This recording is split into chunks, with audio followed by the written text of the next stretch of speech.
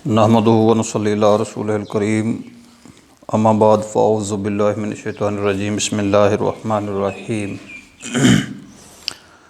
Dear cadets, अस्सलामु अलैकुम व रहमतुल्लाहि व बरकातुहू।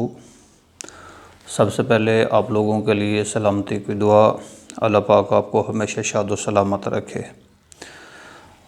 तो बेटा, आज हमारा लेक्चर नज़्म हम्द की मशक है, उसकी आज हम एक्सरसाइज करेंगे। आप अपने सामने किताबें रखें और जो सवालात के जवाबात हैं उसकी जानिब पढ़ते हैं। पहला सवाल हमारा यही है कि हम्द के हवाले से दर्ज झैल सवालात के जवाब लिखें। पहला मैंने जुज़ अलिफ़ दिया है लेकिन ब्रैकेट में जीम लिख दिया है। जीम से यहाँ मुराद जवाब है। मैंने सवाल नहीं लिखा, सवाल आप किताब से देखेंगे और साथ ये जवाब लिखा हुआ है और मैं बोल भी देता हूँ, इसको आप सुन भी लेंगे। तो पहला सवाल था, कौन सा बंदा हम्द सरा है? बंदा नाफरमा हम्द सरा है। दूसरा है जी, किसका हक़ सबसे मुक़द्दम है? अल्लाह ताला का हक़ सबसे मुक़द्दम है और वो ये कि हम सिर्फ़ अल्लाह ही की इबादत करते हैं या अल्लाह ही की इबादत करें। जिम जुज़ है, महरम और नामहरम में क्या फ़र्क है? महरम जानने वाले को कहते हैं और नामहरम जो कुछ नहीं जानता उसको कहते हैं। दोनों मुतज़ाद हैं।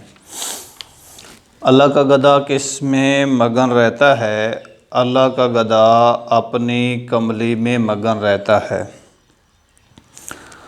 बाद सबा घर घर क्या लिए फिरती है? बाद सबा अल्लाह का पैगाम घर घर लिए फिरती है। तो दूसरा सवाल है, इस हम्द में शायर ने अल्लाह ताला की कौन कौन सी सिफ़ात बयान की हैं? तो इस हम्द में शायर ने अल्लाह ताला की दर्ज झैल सिफ़ात बयान की हैं।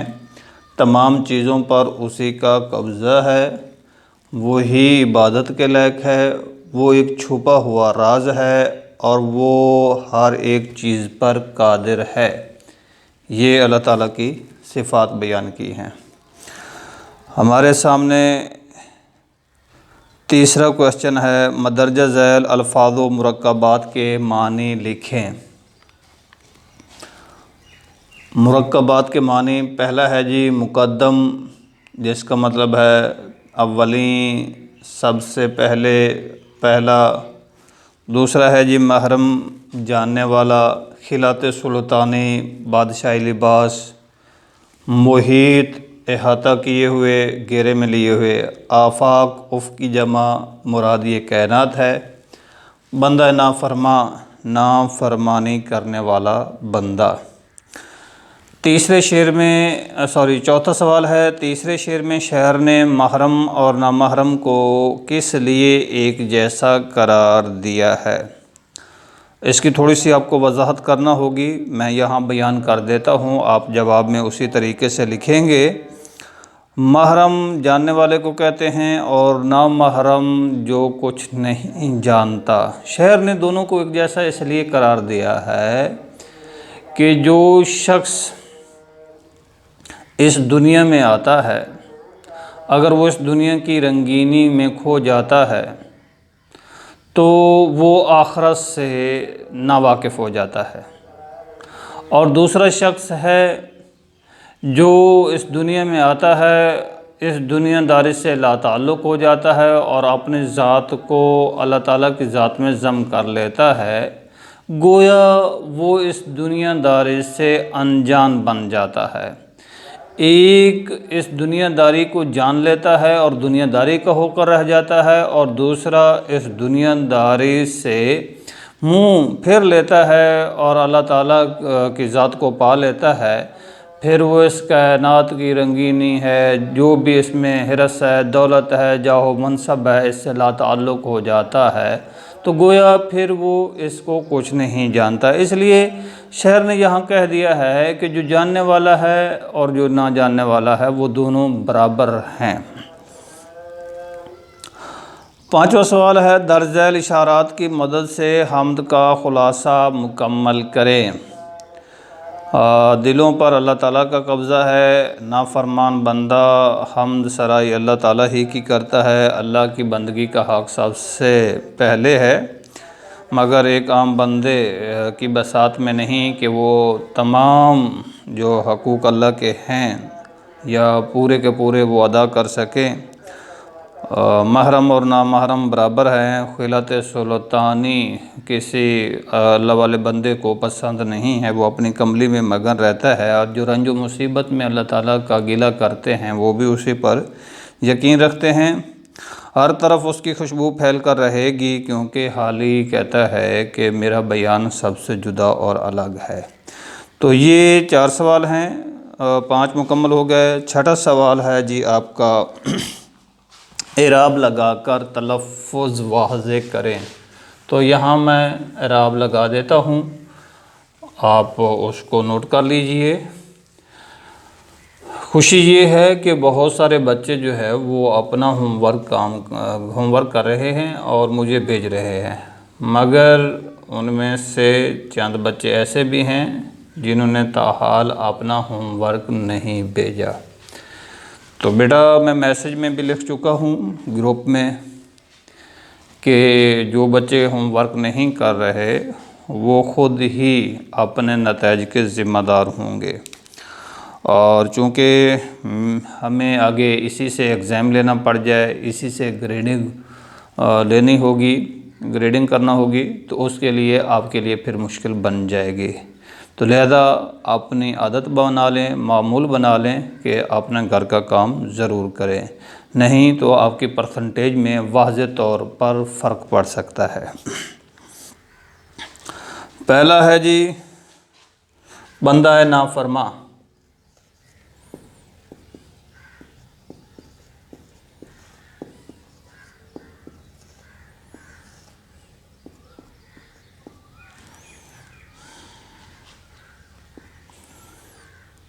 हम्द सरा,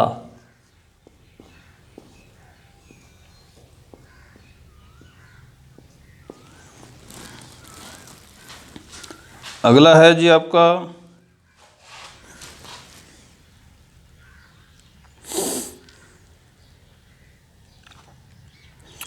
मुकद्दम।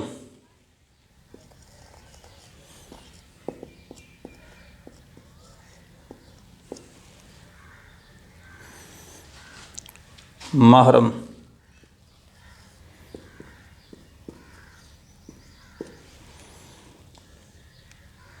खिलात सुल्तानी,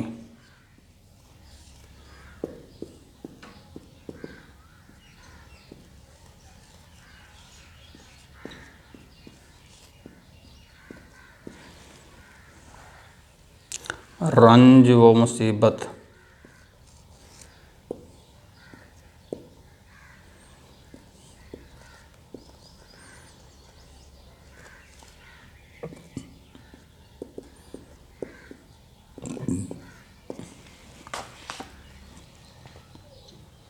आफाक,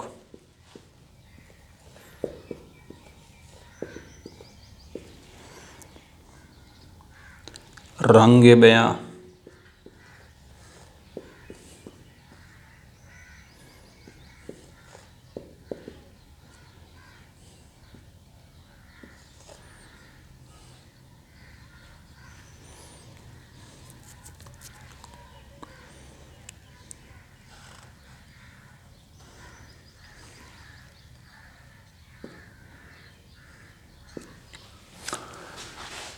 ये एराब लगा लें जी तसल्ली के साथ, चूँकि आपको मालूम है ऑब्जेक्टिव में 1 नंबर का ये सवाल आता है और जो बच्चे दुरुस्त लगा लेते हैं एराब उनको वो नंबर पूरे मिल जाते हैं।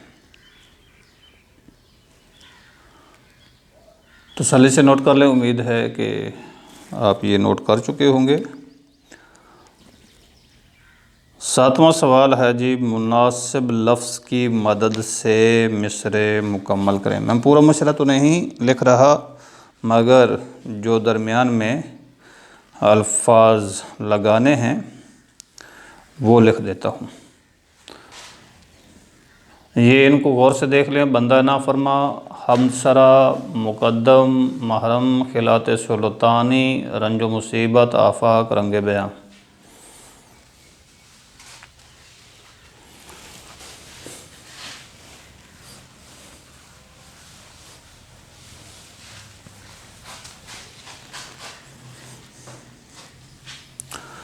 सातवां सवाल देखिए जी, अलिफ जुज़ है, गो सबसे खाली जगह है हक तेरा अदा करना, तो यहाँ आ जाएगा मुकद्दम।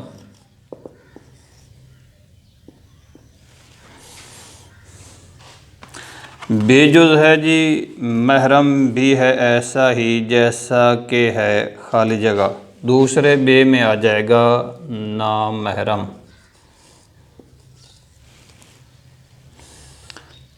जिम जुज़ है, खाली जगह नहीं नज़रों में या खिलाते सुल्तानी, जचता,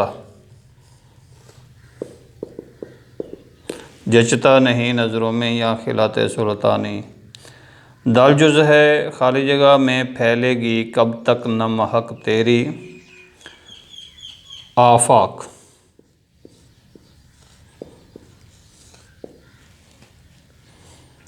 हर बोल खाली जगह से टकरा के गुज़रता है, हर बोल तेरा दिल से टकरा के गुज़रता है।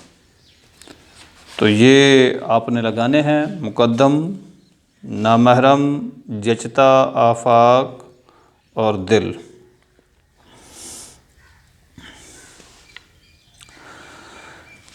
आठवां क्वेश्चन देखें जी, नाफरमान और नामहरम में ना साबका है, आप ऐसी 5 मिसालें तलाश करें जिनमें ना साबके के तौर पर इस्तेमाल हुआ है। बेटा किसी लफ्ज़ के शुरू में कुछ हरूफ का या लफ्ज़ का इजाफ़ा कर दिया जाए तो वो साबका कहलाता है, और किसी लफ्ज़ के बाद में चंद हरूफ या किसी लफ्ज़ का इजाफ़ा कर दिया जाए तो वो लाहिक़ा कहलाता है। तो दोनों का जब हम इस्तेमाल करते हैं तो पहले लफ्ज़ का मतलब और मफ़हूम तब्दील हो जाता है। तो ना के हवाले से बेशुमार आप इसकी मिसालें दे सकते हैं, बना सकते हैं। नाफरमान से आप क्या बनाएंगे, नावाकिफ़, नाअनजान, नाराज़, नामालूम। तो इसी तरह बेशुमार मिसालें हैं ना जिसके शुरू में आप ना लगा सकते हैं। नाकाम,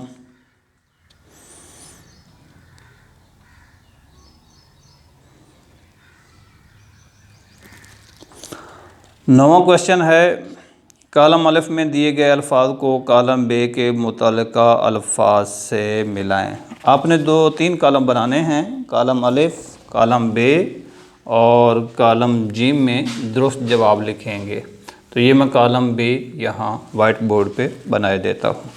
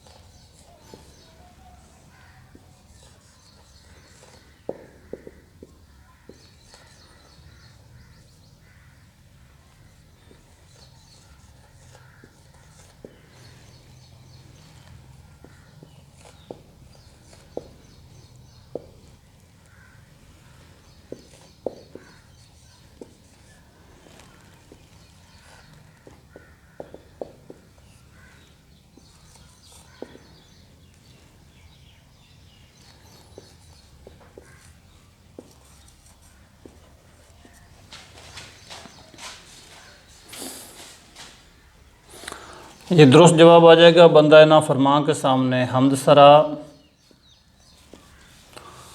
मुकद्दम के सामने आपका आ जाएगा हक,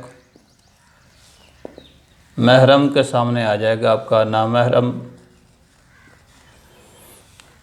कमली के सामने आपका आ जाएगा खिलत सुल्तानी,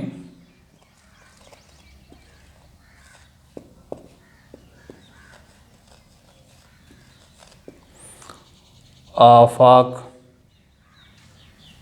में महक आ जाएगा,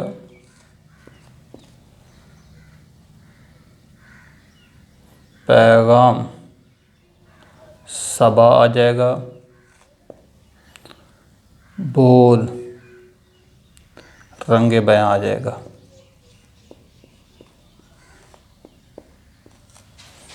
तो ये दुरुस्त कॉलम हो जाएगा।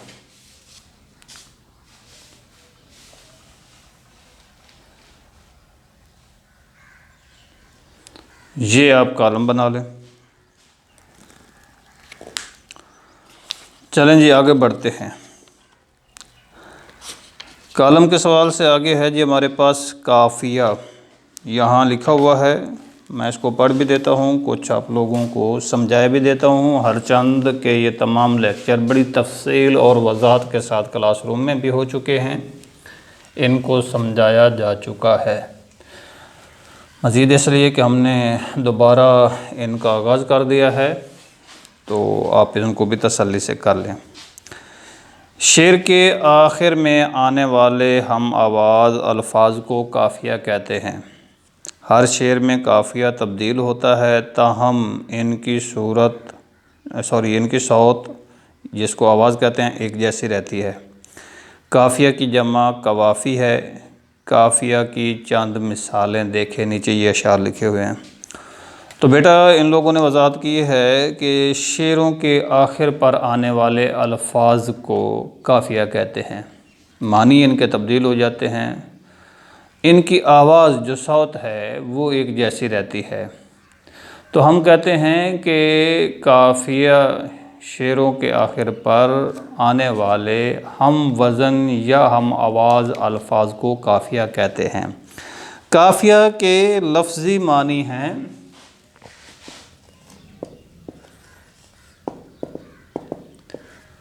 पै दर पै आने वाला।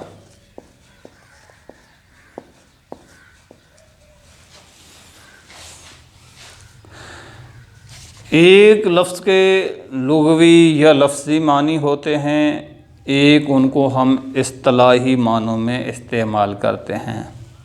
लुग़वी मानी से मुराद जो लुग़त में यानी डिक्शनरी में दर्ज होते हैं उनको लुग़वी मानी कहते हैं, और जो इस्तिलाही मानी होते हैं बज़ाते ख़ुद इस्तिलाह की भी वजाहत मकसूद है यहाँ कि इस्तिलाह किसे कहते हैं। किसी लफ्ज़ को हकीकी या लुग़वी मानों में इस्तेमाल करने के बजाय मखसूस मानों में इस्तेमाल करना इस्तिलाह कहलाता है।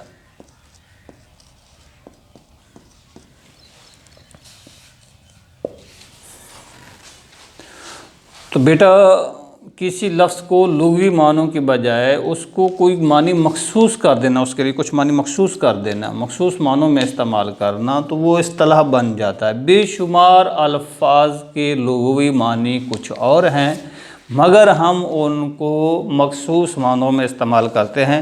आगे हम जैसा रदीफ़ पढ़ेंगे, मतला का मतलब तलू होने की जगह, लेकिन गज़ल और कसीदे इस्तिलाह में गज़ल और कसीदे के पहले शेर को मतलब कहते हैं। इसी तरीके से मक्ता है वो उसको काटने की जगह कहते हैं लफ्ज़ी मानों में, मगर जब हम इस्तिलाह की तरफ जाएंगे उसके हमने मानी मखसूस कर दिए कि ऐसा शेर जो गज़ल और कसीदे का आखिरी हो और उसमें शायर ने तखल्लुस इस्तेमाल किया हो। तो बेशुमार अल्फाज को हम इस्तिलाही मानों में भी इस्तेमाल करते हैं। तो यहाँ जो काफ़िया के लफ्ज़ी मानी हैं वो तो हैं पै दर पै आने वाला, एक के बाद दूसरा आने वाला, मगर इस्तिलाह में हम क्या कहेंगे कि शेरों के आखिर पर आने वाले हम वज़न या हम आवाज़ अल्फाज को काफ़िया कहते हैं। इसकी जो इस्तेमाल की सूरत है वो मुख्तलिफ है।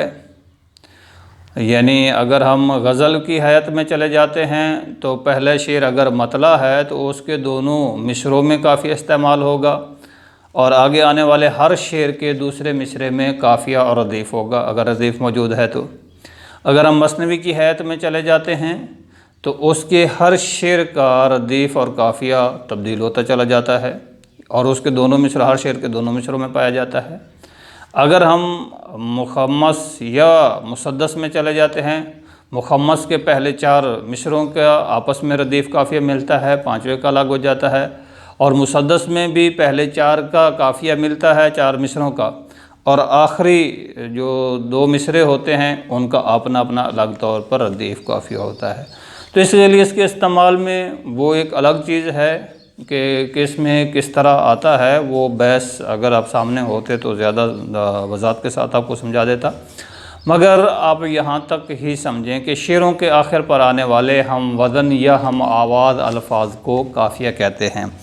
इधर देखें जो इन्होंने दिया है, दिले नादां तुझे हुआ क्या है, आखिर इस दर्द की दवा क्या है, ये मिर्ज़ा गालिब के शेर हैं। हम हैं मुश्ताक और वो बेजार, या इलाही ये माजरा क्या है, जान तुम पर निसार करता हूँ मैं नहीं जानता दुआ क्या है। तो इसमें हुआ, दवा, माजरा, दुआ वग़ैरह के अल्फाज जो हैं ये काफ़िया हैं। अगर हम अपनी इस नज़्म जो हमने पढ़ी है इसकी जानिब बढ़ते हैं तो इसमें देखें, कब्ज़ा हो दिलों पर क्या और इससे सवा तेरा, एक बंदा नाफरमा है हमद सरा तेरा, सवा सरा अदा खुला गदा गिला सबा जुदा, ये तमाम अल्फाज हमारे पास काफ़िया हैं और आखिर पर तेरा का रदीफ़ है। इसी तरह जितनी भी आप गज़लें पढ़ते हैं, नज़में पढ़ते हैं, अगर मैं गज़लों की जानिब बढ़ूँ तो आपको वहाँ काफ़िया की थोड़ी सी पहचान बता देता हूँ। मेरे सामने ये मीर तकी मीर की गज़ल जो हमारे सिलेबस में शामिल है उसको देखें। हस्ती अपनी हबाब की सी है, ये नुमाइश शराब की सी है। तो इसमें जो एक जैसी आवाज़ है वो हबाब और शराब की है, यानी इनका इख्तिताम बे पर हो रहा है। आगे आने वाले शेर में पंखड़ी एक गुलाब की सी है तो गुलाब बन जाएगा, ख्वाब बन जाएगा, इज़्तिराब बन जाएगा, ख़राब बन जाएगा, कबाब बन जाएगा और शराब बन जाएगा। तो अगली गज़ल को देखें अगर आप, रुखो जुल्फ़ पर जान खोया क्या, अंधेरे उजाले में रोया क्या, कलम अपना मोती परोया क्या, आगे न जोता क्या मैं न बोया क्या, खुदा ने बुतों को न गोया क्या। तो ये अलिफ जा पर इसका इख्तिताम हो रहा है, एक तरह का उसकी आवाज़ निकल रही है। खोया, रोया, परोया, बोया, सोया, गोया, धोया, डबोया, ये तमाम अल्फाज हमारे पास काफ़िया हैं। तो काफ़िया की आवाज़ एक जैसी होती है, बाज़ुकात वज़न में भी बराबर होते हैं। तो ये शेरों के आखिर पर इस्तेमाल होते हैं। अगर रदीफ़ मौजूद हो तो ये रदीफ़ से पहले आते हैं, अगर रदीफ़ मौजूद ना हो तो ये रदीफ़ के बाद आते हैं। आगे है जी रदीफ़। रदीफ़ के लुग़वी मानी हैं सवार के पीछे बैठने वाले के, ये इसके लुगत में मानी दाद हैं। आगे है शेरों के आखिर में, अगली जो तारीफ़ है इसकी ये इस्तिलाही, शेरों के आखिर में आने वाले लफ्ज़ या अल्फाज के मजमूए को रदीफ़ कहा जाता है। चूँकि ये लफ्ज़ या अल्फाज काफ़िया के बाद आते हैं इसलिए इन्हें रदीफ़ का नाम दिया गया है। हर शेर में रदीफ़ का लफ्ज़ या अल्फाज हू बहू दोहराए जाते हैं और इनमें कोई तब्दीली नहीं होती। रदीफ़ की चंद मिसालें यहाँ वाज़े कर दी गई हैं। तो अज़ीज़-ए-मन, रदीफ़ घुड़सवार के पीछे बैठने वाले सवारी को भी रदीफ़ कहते हैं, सबसे आखिर पर आने वाले फ़ौज के दस्ते को भी रदीफ़ कहते हैं। चूँकि ये अल्फाज काफ़िया के बाद आते हैं इसलिए इनको रदीफ़ कहा जाता है। अच्छा, रदीफ़ की जो इमला है वो तब्दील नहीं होती, यानी जैसे पहले मिसरे में दूसरे मिसरे में वो रदीफ़ के लफ्ज़ इस्तेमाल हुए, आखिर तक उनकी वही इमला तब्दील वही उनकी इमला रहती है, तब्दील नहीं होती। शक्ल सूरत बिल्कुल तब्दील नहीं होती। और रदीफ़ एक लफ्ज़ की भी हो सकती है, दो की, तीन की और इससे ज़्यादा की भी हो सकती है। 7 लफ्ज़ों तक रदीफ़ इस्तेमाल हो सकती है। हाँ, रदीफ़ के मानी तब्दील हो सकते हैं, लेकिन इमला ये शक्ल सूरत नहीं तब्दील होती। हू बहू दोहराए जाने वाले अल्फाज को रदीफ़ कहा जाता है। मैं एक आध शेर ऐसा लिख रहा हूँ जिसमें 7 लफ्ज़ों की रदीफ़ इस्तेमाल की गई है।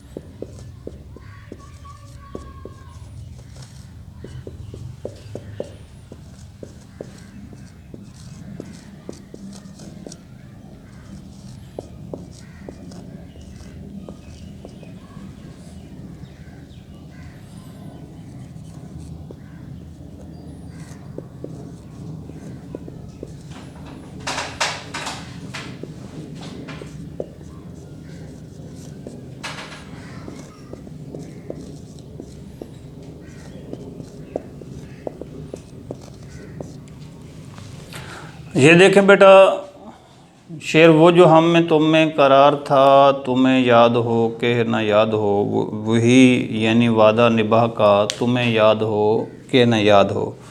वो जो लुत्फ़ मुझ पे थे पेशतर, वो करम के था मेरे हाल पर, मुझे सब है याद ज़रा ज़रा तुम्हें याद हो कि न याद हो। अगर इसमें काफ़िया ढूंढेंगे तो काफ़िया हमारे पास ये आ जाएगा, था, का, ज़रा।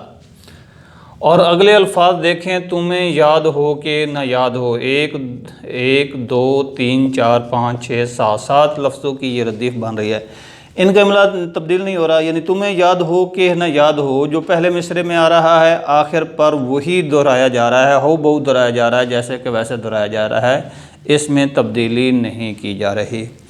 तो ये आज यहाँ तक काफ़ी है। आपके लिए जो होमवर्क होगा, पूरी मशक़ आपने करनी है, 7 रदीफ़ और काफ़िया इसकी वजाहत करनी है और मिसालें देकर लिखना है। तो होमवर्क लाजमी कीजिएगा, नहीं तो बारहा दफ़ा मैं कह चुका हूँ, आप अपने नतीजे के खुद ज़िम्मेदार होंगे। वमा अलैना इल्लल बलागुल मुबीन।